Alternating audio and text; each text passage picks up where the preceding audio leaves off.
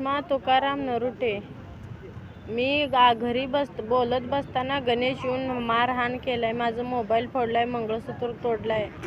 चिमराया त्यानं बी येऊन हात मार केलाय. राखेल घालून जाळतू, पेट्रोल घालून जाळतू म्हणते ती. गणेश चिमराय दोघंजण. आणि ननंद पार्वती तिनं बी चेचा रांडला म्हणते.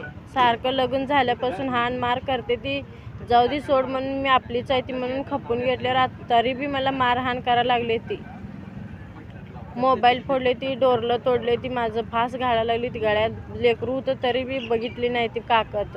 माझं नवरा भोळवाट आहे, कामाला जाते. गेल्यानंतर हाण मार करते ती, धमकी देते ती.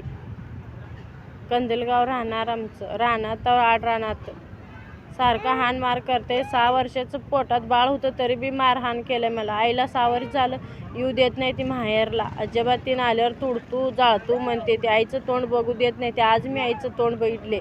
आणि नवऱ्याला बी बायकोचं ऐकतंय म्हणून नवऱ्याला बी सारखं धमकी देते ती. इकडं माहेरला पाठवू देत नाही ती.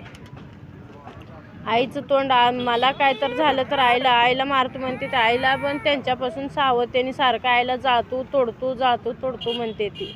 आम्ही 4 जण बहिणीच आहोत. तिथं आमचा बाप गरीब आहे असं सारखं गैरफायदा घेते ते आमचं. सारखं हाण मार करते ती. मला न्याय मिळावा पाहिजे. मंद्रुपला गेल्यावर मंद्रुपची पोलीस माझं दखल केली नाही ती, किंमत दिली नाही ती. पोलीस ठाण्यात माझं न्याय मिळाला नाही. मला न्याय पाहिजेल आहे. मंद्रुपात गेल्यावर पोलीस धमकी दिले ते आम्हाला. तिथं कसं जावं आम्ही पोलीसकडं आता.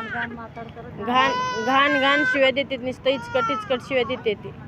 आईला बी मला बी. तुम्हाला जाळतू पेटतू असं सारखं गणेश चिमराय दाब देते ती. आई तुझी घाण वागते, तू घाण वागतीस, आम्हाला पटत नाही असं सारखं शिव्या घाण देते ती. लहान बाळ आहे ते हाण मार करते. माझं नवरा निघून कामाला जातंय. त्याला आल्यानंतर दुसरं काय तर सांगून त्याच्याकडून बी दणकं करते ती मला. तुझी बायको घाण वागते म्हणून. आमच्या आईला कोण नाही. आमचं वडील गरीब आहे. आम्ही 4 जण बहिणीच आहोत. सारखं आमच्या आईला बी जाळतू तोडतू म्हणते ती. मला न्याय मिळाला पाहिजे.